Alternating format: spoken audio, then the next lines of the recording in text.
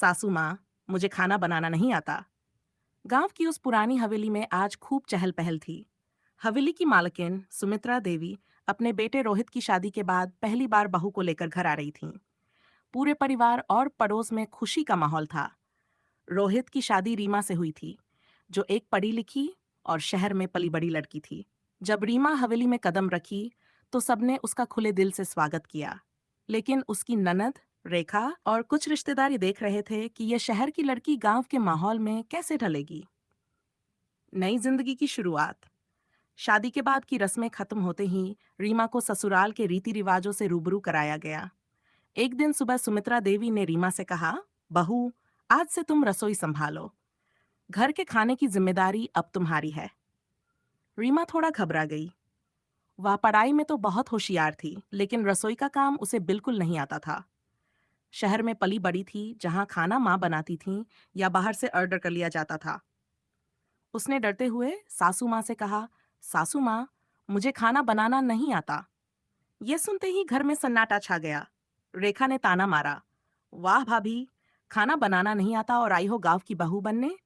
कुछ औरतें भी फुसफुसाने लगीं, अरे आजकल की लड़कियां सिर्फ पढ़ाई में आगे हैं, लेकिन घर के कामों में कुछ नहीं जानती। सासू माँ की समझदारी। सुमित्रा देवी मुस्कुराई और बोली, कोई बात नहीं बहू, सीख जाओगी, आखिर हर काम सीखा जाता है। ये कहकर उन्होंने रीमा को अपने पास बुलाया और प्यार से समझाया, बेटा, खाना बनाना कोई मुश्किल काम नहीं है। ये सिर्फ एक हुनर है जिसे सीखने में समय लगता है। तुम धीरे धीरे सीखोगी, मैं तुम्हें सिखाऊंगी। रीमा को यह सुनकर राहत मिली। उसने मन ही मन ठान लिया कि वह सासू माँ की मदद से अच्छा खाना बनाना सीखेगी। सीखने की शुरुआत। अगले दिन से रीमा ने रसोई में सासू माँ की मदद करनी शुरू कर दी। पहले उसने सब्जियां काटना और मसाले पहचानना सीखा। फिर उसने आटा गूंथना सीखा। कुछ दिनों में वह सादी दाल और चावल अच्छे से बनाने लगी। एक दिन सासू माँ ने कहा, आज तुम पूरी तरह से खाना बनाओगी। मैं तुम्हारी मदद करूंगी, पर हाथ तुम्हारे ही चलेंगे।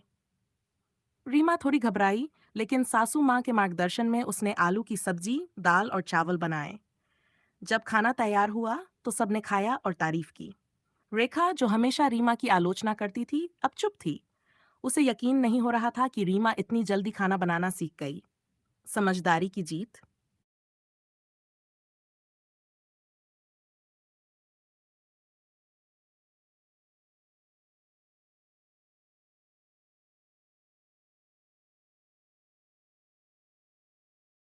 कुछ महीनों बाद रीमा न सिर्फ अच्छी रसोई चला रही थी, बल्कि गांव के अन्य कामों में भी हाथ बटाने लगी थी। उसकी मेहनत और लगन देखकर सबको एहसास हुआ कि हुनर सीखने की कोई उम्र नहीं होती। एक दिन रेखा ने रीमा से पूछा, भाभी, तुमने इतने कम समय में इतना अच्छा खाना बनाना कैसे सीख लिया? रीमा मुस्कुराई और बोली, अगर सीखने की चाह हो और सिखाने वाला धैर्यवान हो, तो कोई भी चीज मुश्किल नहीं होती। सासू माँ ने गर्व से कहा, एक अच्छी बहू वही होती है जो नई चीजें सीखने को तैयार हो, और एक अच्छी सास वही होती है जो बहू को बेटी की तरह सिखाए। शिक्षा। इस कहानी से हमें ये सीख मिलती है कि सीखने और सिखाने की भावना होनी चाहिए।